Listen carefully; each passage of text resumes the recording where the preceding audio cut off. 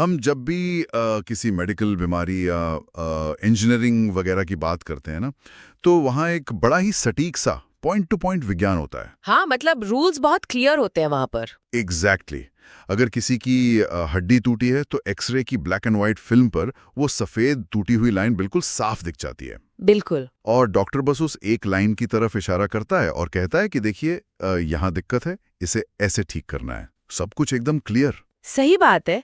वहाँ चीजें काफी हद तक बाइनरी होती हैं। या तो हड्डी टूटी है या नहीं टूटी है, या तो मशीन चल रही है या बंद पड़ी है। और सच कहूं तो इसमें हमें एक अजीब सा सुकून भी मिलता है। सुकून क्यों? क्योंकि इंसानी दिमाग चीजों को ऐसे ही देखना पसंद करता है।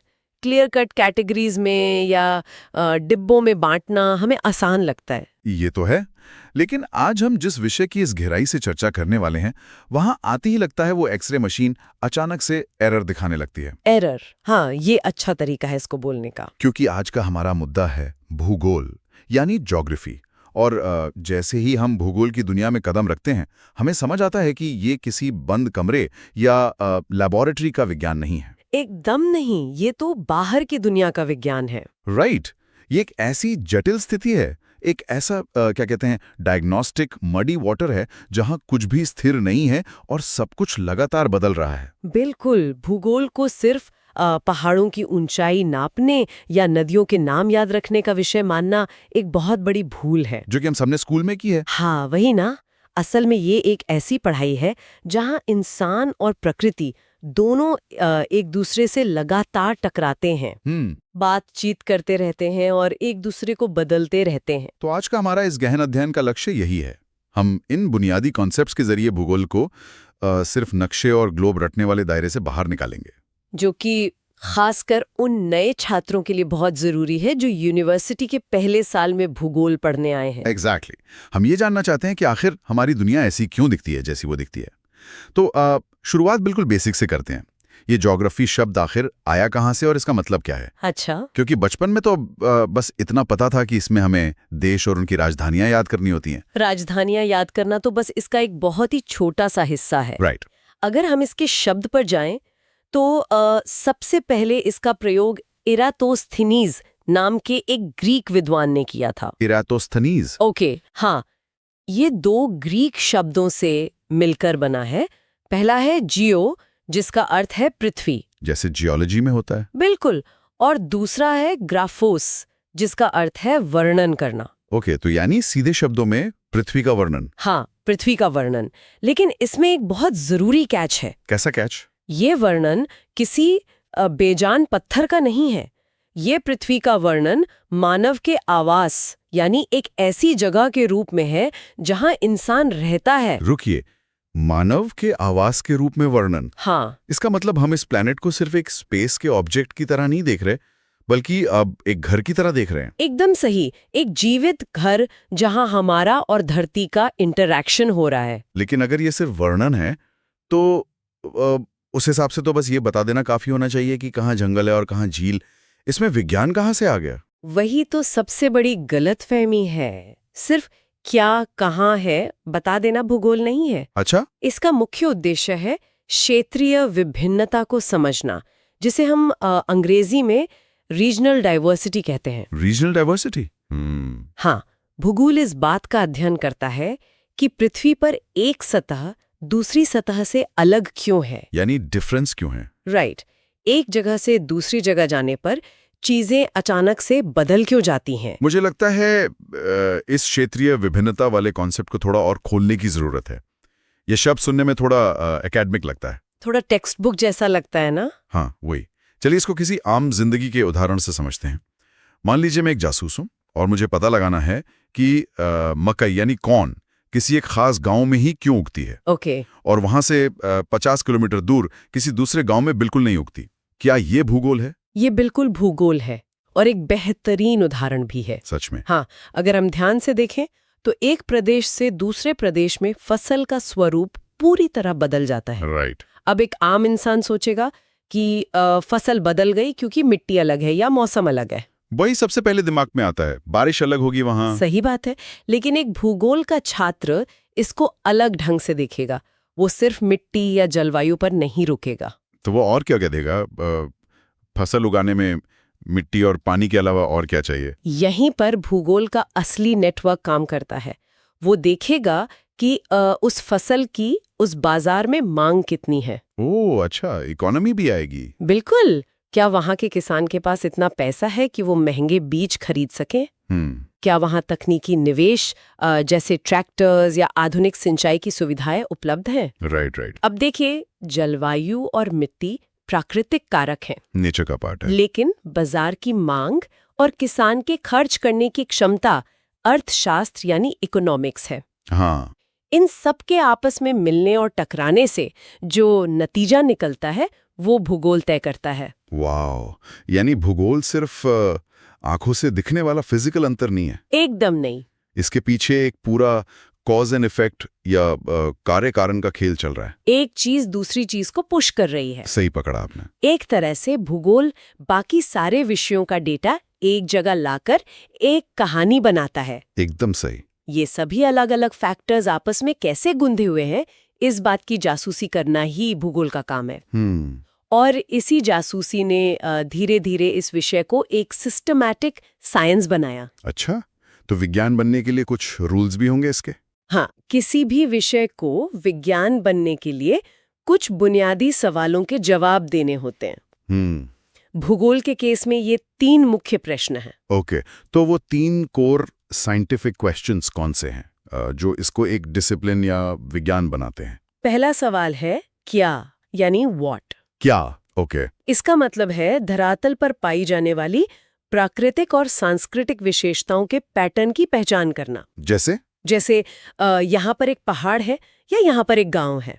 थोड़ा बोरिंग लग रहा है ये तो बस लिस्ट बनाना हो गया ना। थोड़ा और आगे बढ़ते हैं। दूसरा सवाल है कहाँ, यानी वेयर। कहाँ? पृथ्वी पर इन भौतिक और सांस्कृतिक तत्वों का वितरण कहाँ है? मतलब मैप पे पॉइंट आउट करना। हाँ, कौन सी चीज मैप पर किस जगह स्थित है। लेकिन अगर हम बस इन्हीं 2 सवालों पर रुक जाएं, क्या और कहाँ, तो इसमें और एक टेलीफोन डायरेक्टरी या डिक्शनरी में क्या अंतर रह जाएगा? कुछ खास नहीं। वही ना, ये तो बस डेटा एंट्री जैसा काम लग रहा है। यहाँ पहाड़ है, वहाँ नदी है, बात खत्म। इसमें साइंस कहाँ है? और सच्चाई ये है कि लंबे समय तक भूगोल यही था। अच्छा, पहले ऐसी ही पढ़ाई होती थी? हाँ, औपनिवेशिक काल यानी कॉलोनियल पीरियड के दौरान जो लोग नए क्षेत्रों की खोज कर रहे थे ना, जो एक्सप्लोरर्स थे, बिल्कुल, उनका मुख्य काम यही क्या और कहाँ पता लगाना था। नक्शे बनाना और लिस्ट तैयार करना कि इस जगह ये रिसोर्सेज मिलेंगे। राइट। उन्हें तो बस कब्जा करना था, तो उन्हें बस पता होना चाहिए था क्या कहाँ है। सही बात है। लेकिन भूगोल एक विश्लेषणात्मक विज्ञान यानी एनालिटिकल साइंस तब तक नहीं बन सका जब तक इसमें तीसरा और सबसे महत्वपूर्ण सवाल नहीं जोड़ा गया। और वो सवाल था? वो सवाल था क्यों, यानी व्हाई। हाँ, द गोल्डन क्वेश्चन, क्यों। हाँ, ये क्यों वाला सवाल तत्वों और तथ्यों के बीच कार्य कारण संबंध यानी कॉजल रिलेशनशिप की व्याख्या करता है। मतलब एक चीज दूसरी चीज से कैसे जुड़ी है? एग्जैक्टली। पहाड़ वहाँ क्या है और कहाँ है ये ठीक है, लेकिन वो पहाड़ वहाँ क्यों है? राइट। वो पहाड़ वहाँ फॉर्म क्यों हुआ? वही। और वो गांव नदी के किनारे ही क्यों बसा? यही वो सवाल है जिसने भूगोल को सिर्फ फैक्ट्स रटने से निकालकर चीजों को समझने के काबिल बनाया। और भविष्य का अनुमान लगाने के काबिल भी बनाया होगा। बिल्कुल। पर यहाँ मेरे दिमाग में एक डाउट आ रहा है। कैसा डाउट? अगर भूगोल का सबसे बड़ा सवाल क्यों है कि चीजें ऐसी क्यों हैं, तो फिर हिस्ट्री यानी इतिहास क्या करता है? इतिहास भी तो यही बताता है ना कि कोई युद्ध क्यों हुआ या कोई साम्राज्य क्यों गिरा। तो भूगोल का क्यों और इतिहास के क्यों में आखिर फर्क क्या है? ये एक बहुत ही शानदार सवाल है ना? हाँ, इसको ऐसे समझिए कि भूगोल क्षेत्रीय संश्लेषण है जिसे अंग्रेजी में स्पेशल सिंथेसिस कहते हैं। ओके। और इतिहास कालिक संश्लेषण है यानी टेम्पोरल सिंथेसिस। रुकिए, स्पेशल सिंथेसिस और टेम्पोरल सिंथेसिस, ये थोड़ा ऊपर से चला गया। मैं आसान करती हूँ ऐसे। हाँ, ये शब्द सरल भाषा में क्या कहना चाहते हैं? क्योंकि सिंथेसिस का मतलब तो चीजों को जोड़ना या मिलाना होता है। पहाड़ और नदियां आपस में कैसे जुड़ रहे हैं? इसे ऐसे देखिए, इतिहास टाइम यानी समय पर फोकस करता है। वो देखता है कि समय के साथ चीजें कैसे आगे बढ़ी। टाइमलाइन के हिसाब से। ये क्या हुआ, फिर उसके बाद क्या हुआ, वो समय की कड़ियों को जोड़ता है, इसीलिए वो टेम्पोरल सिंथेसिस है। राइट। वहीं भूगोल स्पेस यानी स्थान पर फोकस करता है। स्थान पर। वो ओके। ये देखता है कि किसी एक ही समय पर एक जगह की मिट्टी, वहाँ का पानी, वहाँ के लोग और वहाँ की इकोनॉमी आपस में मिलकर यानी सिंथेसाइज होकर वहाँ का माहौल कैसे बना रहे हैं। अच्छा, अब समझ आया। यानी इतिहास समय के धागे में मोती पिरोता है। और भूगोल एक ही जगह पर फैली हुई अलग अलग चीजों को एक कैनवस पर पेंट करता है। वाह, ये एनालॉजी बहुत सही बैठी। लेकिन मजेदार बात यह है कि ये दोनों आपस में डीपली कनेक्टेड हैं। वो कैसे? हर ऐतिहासिक घटना के पीछे एक भौगोलिक कारण जरूर होता है। मतलब हिस्ट्री ज्योग्राफी से ड्राइव होती है। बिल्कुल। जैसे अगर हम अपने ही देश की बात करें तो हिमालय ने सदियों तक एक महान दीवार या अवरोधक के रूप में भारत की रक्षा की। हाँ, वो एक वॉल की तरह खड़ा था। इस फिजिकल बैरियर ने हमारा इतिहास तय किया। लेकिन उन्हीं पहाड़ों में जो दर्रे थे, जो माउंटेन पासेस थे, हाँ, खैबर पास जैसे। राइट, उन्होंने मध्य एशिया के आक्रमणकारियों और प्रवासियों को अंदर आने का रास्ता भी तो दिया। बिल्कुल दिया। यानी भूगोल ने सिर्फ रोका नहीं, बल्कि उसने चैनल भी किया कि इतिहास कहाँ से चलकर आएगा। सही कहा आपने। और दूसरी तरफ समुद्र ने सदियों तक हमें बाकी दुनिया से काट कर रखा। क्योंकि समुद्र पार करना नामुमकिन लगता था। हाँ, लेकिन जब नाव चलाने की तकनीक आई तो उसी समुद्र ने यूरोप और अफ्रीका के साथ व्यापार और कल्चरल एक्सचेंज के रास्ते खोल दिए। यानी रास्ते वही थे, बस हमारी उन तक पहुंच बदल गई। एग्जैक्टली। तो भूगोल और इतिहास अलग नहीं है, वो एक ही सिक्के के दो पहलू हैं। ये पूरा डिस्कशन सुनकर एक बात बहुत क्लियर हो रही है कि भूगोल सिर्फ डेड ऑब्जेक्ट्स की स्टडी नहीं है। एकदम नहीं।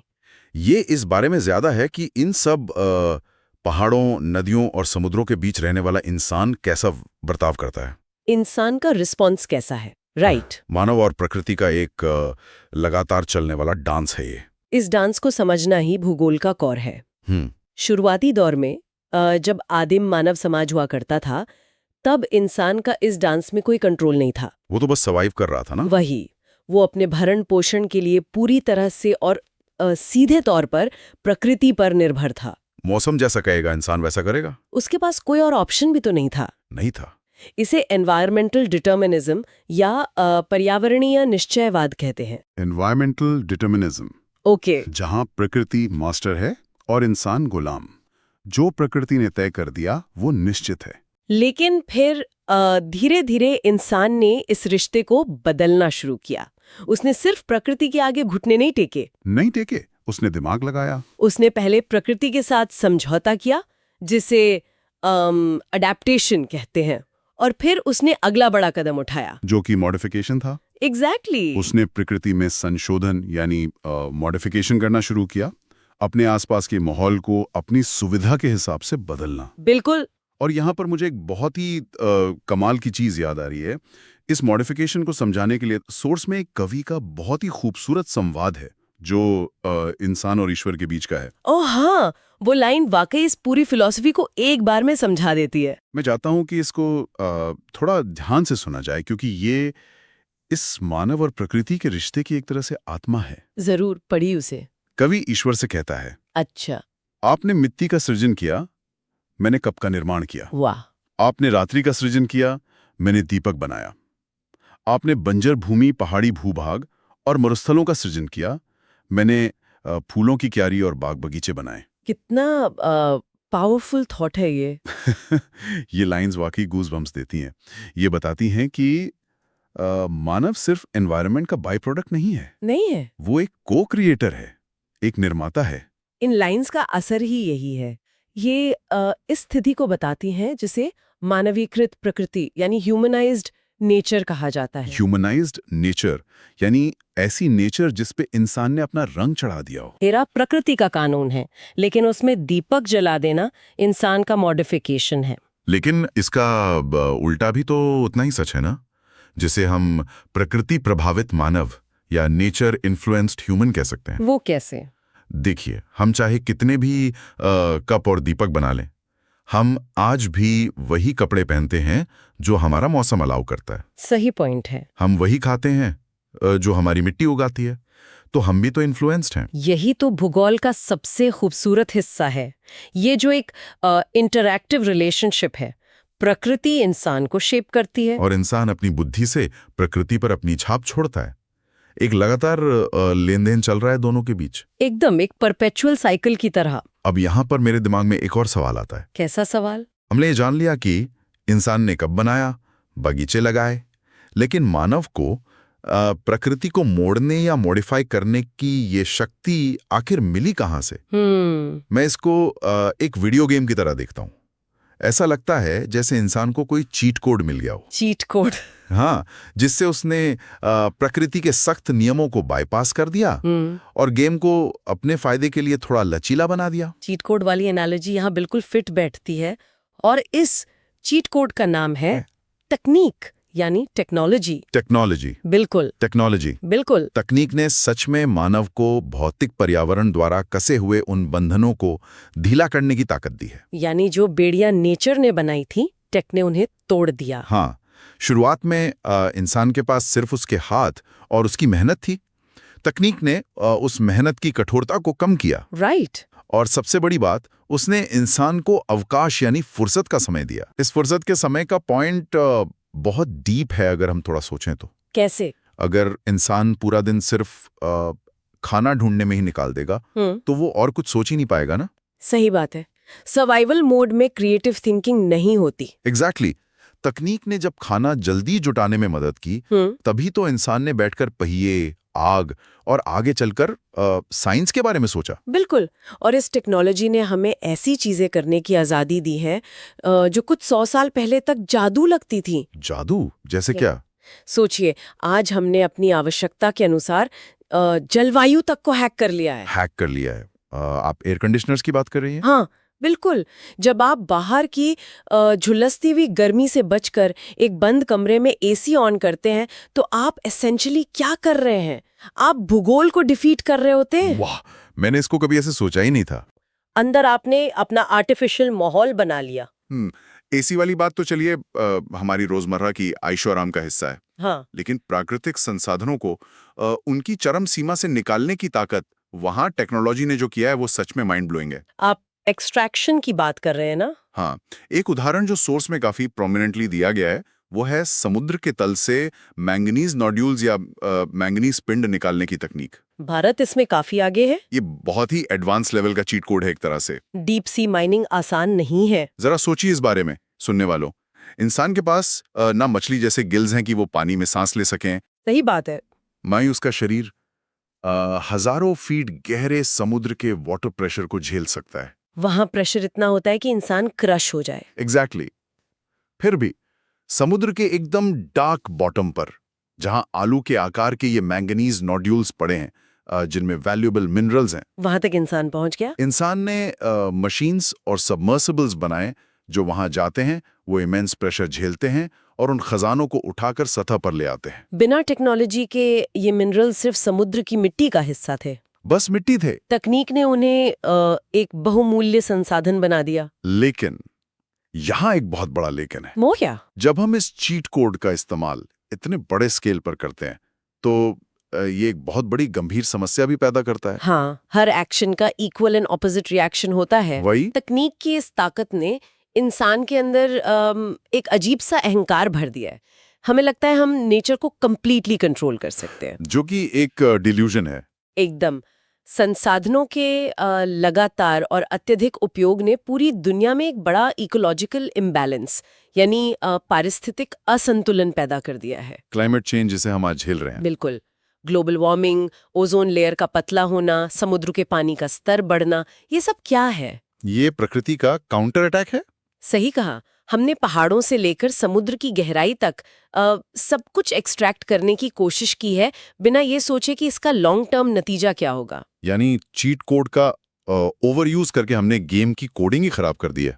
बहुत सही पकड़ा। और इसीलिए आज सतत विकास या सस्टेनेबल डेवलपमेंट की बात करना बहुत लाजमी हो गया है। डेवलपमेंट जो नेचर को डिस्ट्रॉय ना करें, राइट। हम तकनीक को तो नहीं छोड़ सकते, ना हम पत्थर के युग में वापस जा सकते हैं। वही ना, लेकिन हमें भौतिक पर्यावरण के नियमों का सम्मान करना होगा।